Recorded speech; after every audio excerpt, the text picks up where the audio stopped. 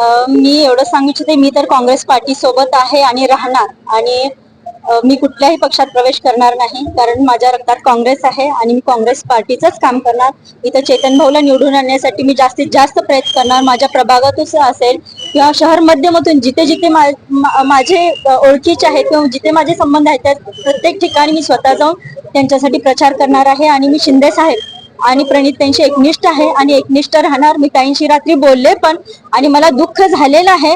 मी तुम्हाला ते एक्सप्रेस करू शकत नाही, कारण मला ह्या गोष्टीची काही कल्पना नव्हती. आपण बघितलं असेल की मी काल घरी नव्हते आणि त्या एक 10-15 मिनिटात हे काय घडलं, हे मला काय होतं हे आतापर्यंत मला कळालं नाही. कारण काल इकरा हसन येणार होते म्हणून मी त्यांच्या तयारीमध्ये लागले होते आणि इंडिया गठबंधन असल्यामुळे मी त्यांच्या सोबत राहणार म्हणून मला या ठिकाणी समाजवादी पार्टीच्या लोकांनी मला एक महिला म्हणून त्या ठिकाणी त्यांचे रिसीव्ह करणे, त्यांना होस्ट करणे, त्यासाठी पाठवलेलं होतं. आणि त्या माध्यमात काल तयारीमध्ये असताना हे सर्व घडलेलं आहे आणि हे अतिशय शॉकिंग आहे माझ्यासाठी पण. आमचे सगळे कार्यकर्ते आम्ही रात्री सगळे म्हणजे सांगू शकत नाही एवढ्या भावना हे झालेत, माझ्या दुखावलेत. पण मी काँग्रेस पार्टीचंच काम करणार आणि शिंदे साहेब आणि ताईंना मी सोडून कुठेही जाणार नाही.